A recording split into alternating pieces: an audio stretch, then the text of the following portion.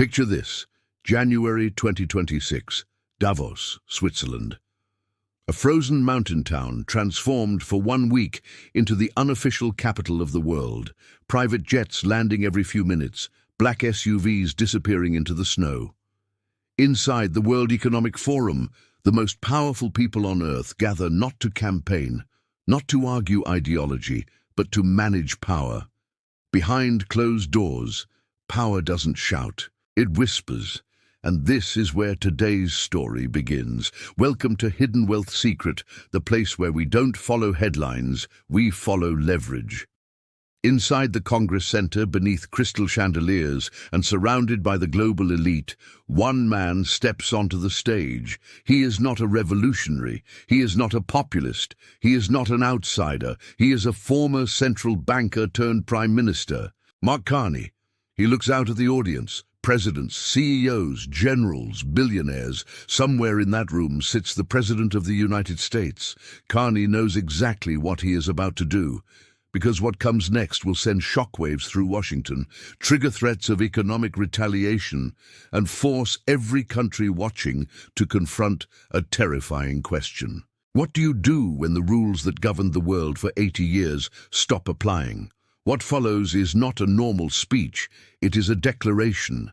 For decades, no close American ally has dared to speak like this in public, not at Davos, not anywhere, because everyone understood the unwritten rule. You criticize quietly, you disagree privately, you never challenge the system itself. Carney does exactly that.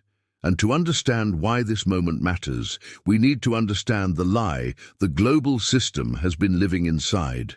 For nearly 80 years, the international order rested on a promise that rules would restrain raw power, that institutions would protect smaller nations, that trade would bind countries together, that allies would be safe. This wasn't generosity.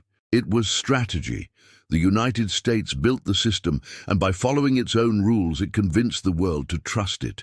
That trust created stability. Stability created prosperity.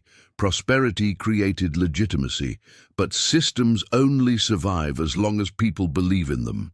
Carney doesn't begin with economics. He begins with a story written behind the Iron Curtain. A small shopkeeper opens his store every morning.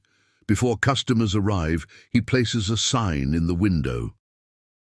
Workers of the world unite. He doesn't believe it. Nobody does.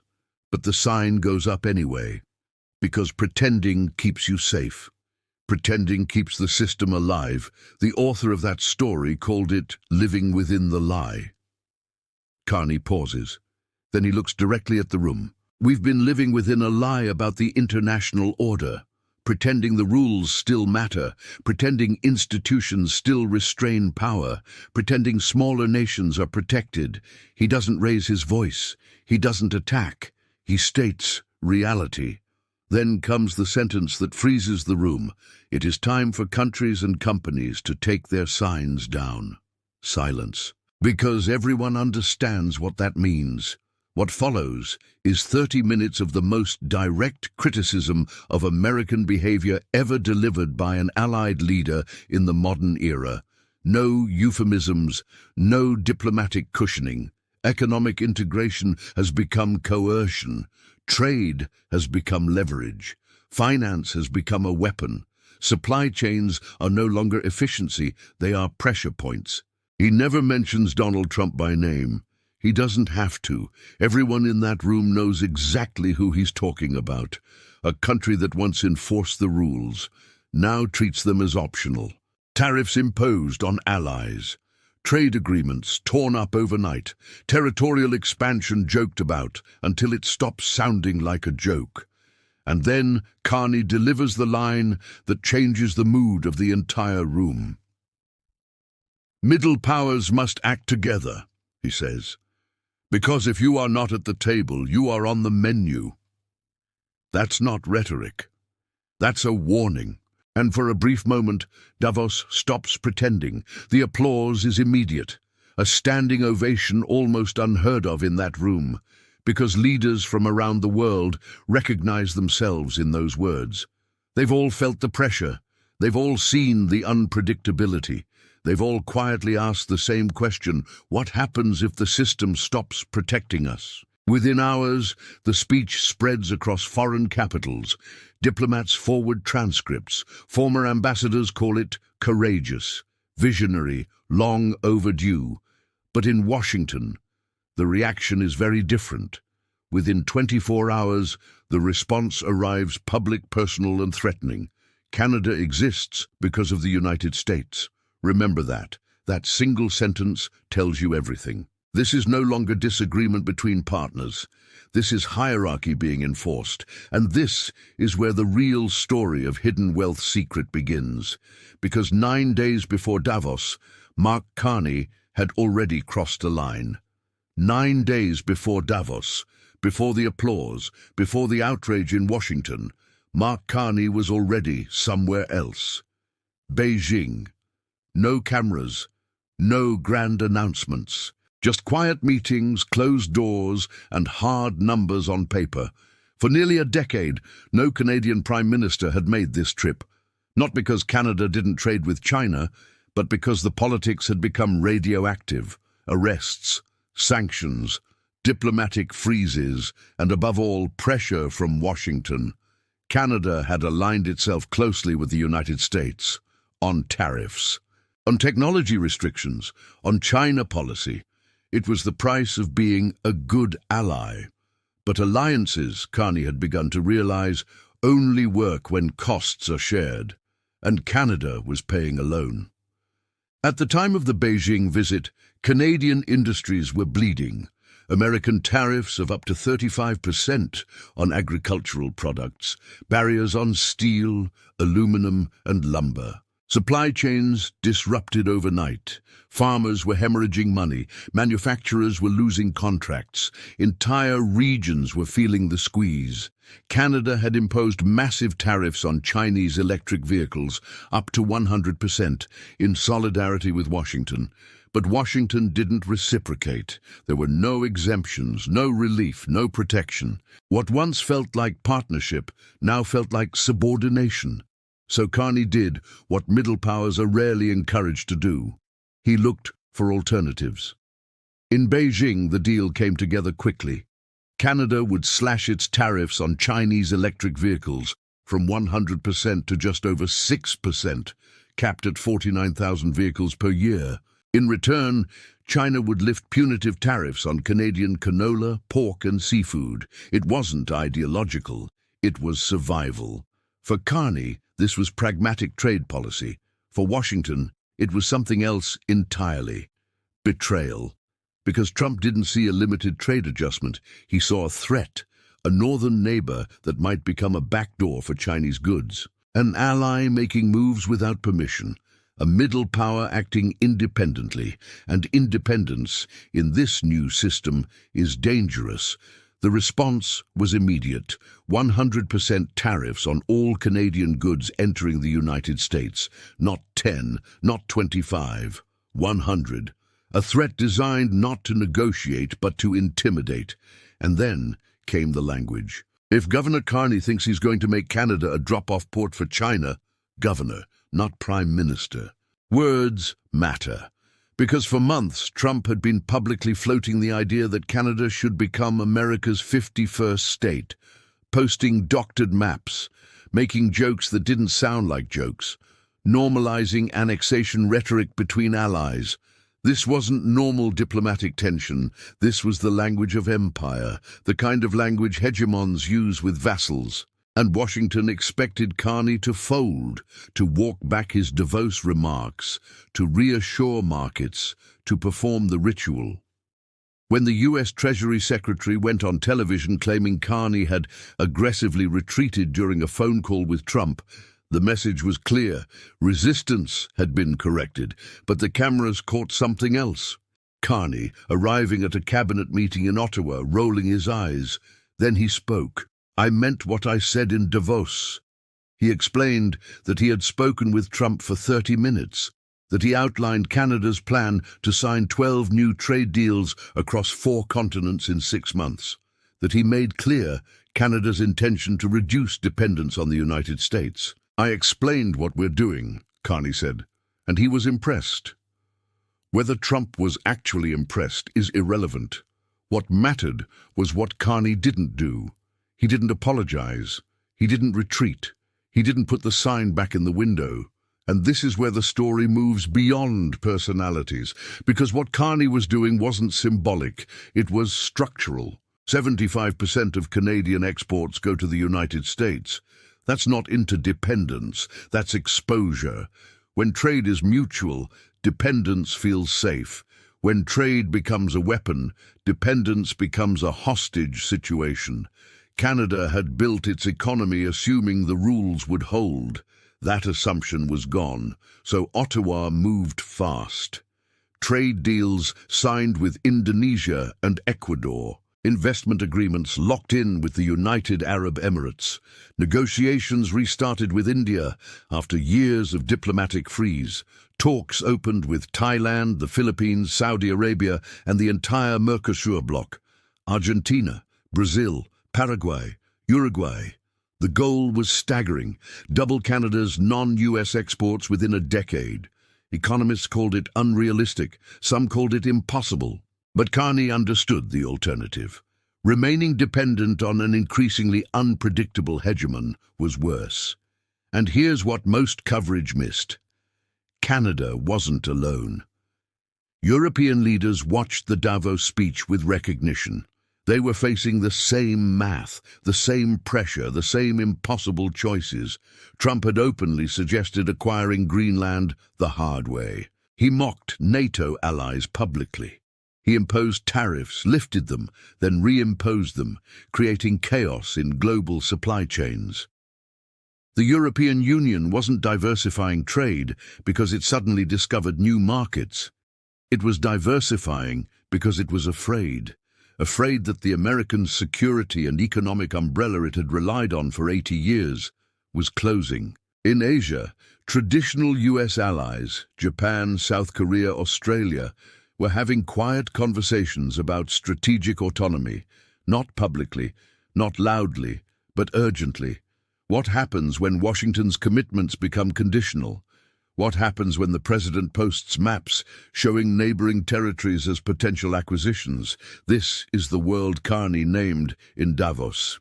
A world of rupture, not transition, where institutions like the WTO, the UN, and even NATO are losing their ability to constrain great power behavior.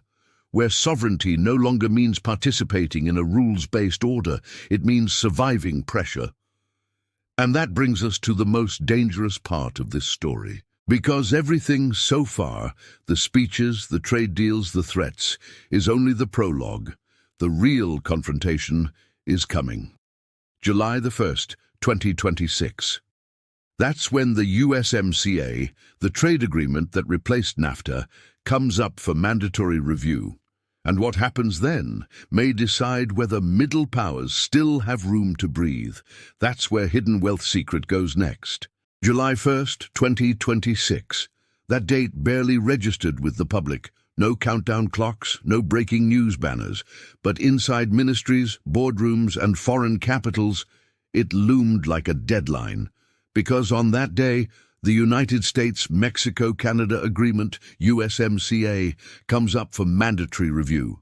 6 years after replacing NAFTA, the deal that underpins North American trade faces a simple question. Extend it, or let it die. On paper, it's just a trade agreement. In reality, it governs over $1.3 trillion in annual trade. It keeps supply chains integrated across 3 countries. It allows most Canadian and Mexican goods to enter U.S. markets tariff-free. It supports millions of jobs, factories, farms, logistics hubs on all sides of the border. Without it, the entire North American economic architecture starts to fracture, and Donald Trump has made one thing clear. He doesn't care. "I don't really care about USMCA," he said publicly. Behind the scenes, his trade team floated something far more dangerous, scrapping the agreement entirely and replacing it with bilateral deals, one-on-one negotiations. Because bilaterally, American leverage is overwhelming. Canada enters this moment from a position of maximum vulnerability. Growth projections are being revised downward. Exports to the US are declining. Existing tariffs, 35% on agriculture, heavy barriers on steel and aluminum, are already crushing specific sectors. And then there's the math. 75% of Canadian exports go to the United States, but Canada represents only about 18% of US imports. That asymmetry is power, and Trump understands power instinctively. This is where the pressure will peak. When negotiations begin in earnest, the demands won't be subtle. Greater access to Canadian resources, water, energy, critical minerals, at prices favorable to US firms. Restrictions on Canada's ability to sign trade deals with countries Washington disapproves of. Increased defense commitments, particularly in the Arctic. Language that effectively gives the United States veto power over Canadian foreign policy. Not partnership, compliance. Canada faces an impossible choice: accept subordination and preserve access to US markets, or refuse and risk economic shock severe enough to tip the country into recession. This is the moment Carney has been preparing for. Every trade deal signed outside North America, every new export market opened, every percentage point shifted away from US dependence. It's not about replacing America. That's impossible in the short term. It's about options, about making no survivable. Because when you have no alternatives, negotiation becomes surrender. Carney said it openly in Toronto. For decades, our strengths were tied to the United States. Now our vulnerabilities are too. That single sentence explains everything. Geography no longer guarantees partnership. Shared values no longer ensure protection. Economic integration no longer means security. Fear is now the organizing principle. But here's the deeper question, one that goes far beyond Canada. Is Carney right? Has something fundamental actually changed in the world order? Or is this just another cycle of great power tension dressed up as crisis? To answer that, you have to understand what made the old system different. For 80 years, the United States was what political scientists called a reluctant hegemon, dominant beyond measure, militarily, economically, financially, but constrained by rules it largely wrote itself. The UN, the World Bank, the IMF, NATO, the WTO. America didn't follow these rules out of kindness. It followed them because predictability benefited the rule-maker most. If you played by the rules, you were protected. If you integrated your economy with America's, you prospered. That bargain created trust, and trust is the rarest currency in international politics. But in Trump's second term, that reluctance is gone. The constraints are being stripped away, one by one. Allies are discovering that their security and prosperity no longer depend on institutions, but on the mood of one man. When Trump threatens to seize Greenland by force, a territory belonging to Denmark, a founding NATO member, he isn't just posturing. He's signaling that Article 5 means nothing if the attacker is America itself. When he demands Canada cut ties with China while simultaneously threatening economic destruction, he isn't negotiating. He's issuing orders. When he posts maps showing Canada, Greenland, Venezuela, and Cuba absorbed into US territory, he isn't joking. He's normalizing expansion by a nuclear superpower. Carney saw this clearly. We cannot pretend anymore, he concluded. We cannot keep performing the ritual. That's why the Davos speech mattered, not because of any single policy criticism, but because he said the quiet part out loud. He treated the situation not as politics, but as emergency. And here's the part that should unsettle everyone. Middle powers, countries like Canada, Australia, South Korea, most of Europe, were never weak. They were protected. For decades, their relative lack of raw power didn't matter because rules existed. Trade law, treaties, courts, institutions, these constrained the strong and shielded the small. In that world, Canada could punch above its weight. Its economy integrated deeply. Its diplomacy carried moral authority. Its security was collective. But in a world where agreements are optional, where power is personal, where leverage replaces law, that protection evaporates. Individually, middle powers are vulnerable. Collectively, they are enormous. The European Union alone is a larger economy than the United States. Add Japan, South Korea, Canada, Australia, and you have a bloc capable of checking American dominance. In theory. In practice, coordination is brutally hard. Each country has different fears. Canada fears tariffs, Europe fears abandonment, Asia fears China, something only America can deter. Trump understands this perfectly. That's why he prefers bilateral deals. Divide and conquer isn't just a tactic, it's the strategy. Carney's diversification push isn't just economic, it's political architecture, creating ties between middle powers that don't run through Washington, proving cooperation is possible without American mediation, building an alternative, slowly, imperfectly, but deliberately. But the question that haunts this entire story remains. Is it already too late? American dominance isn't abstract. The dollar is the world's reserve currency. Global transactions clear through American banks. The U.S. Navy secures global shipping lanes. American satellites provide GPS and communications. The chips in your phone, your car, your infrastructure, designed under U.S.-controlled systems. When you're that embedded, threatening to walk away isn't leverage, it's self-harm. Canada is learning this in real time. Even as Ottawa signs new trade deals, Canadian capital keeps flowing south. Pension funds, private equity, investment. Because U.S. markets are deeper, more liquid, more attractive. Carney can sign every deal on earth.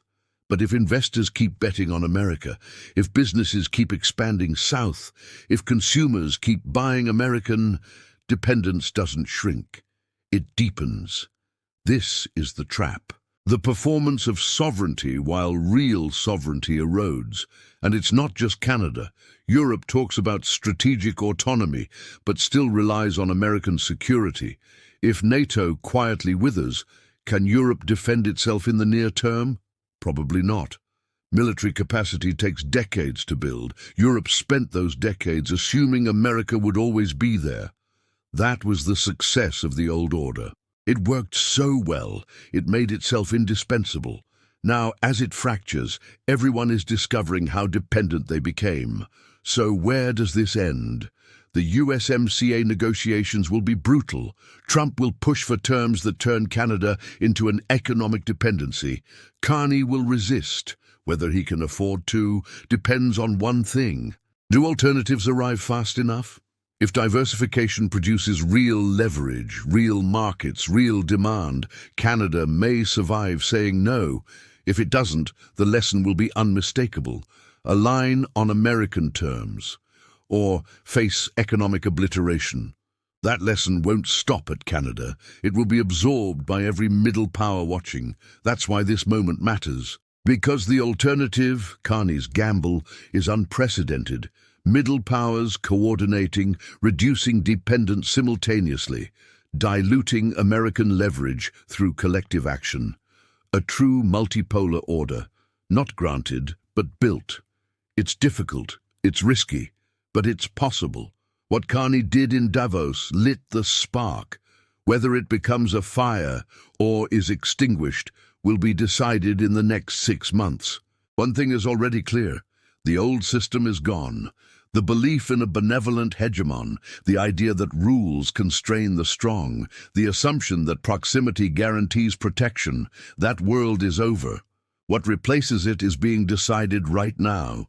In trade negotiations, in quiet meetings, in midnight phone calls between leaders who used to trust each other, and no longer do. Mark Carney took down the sign. He refused to perform the ritual, and now the world is watching to see what happens to those who stop pretending. This is hidden wealth secret, and this is the real fight shaping the future.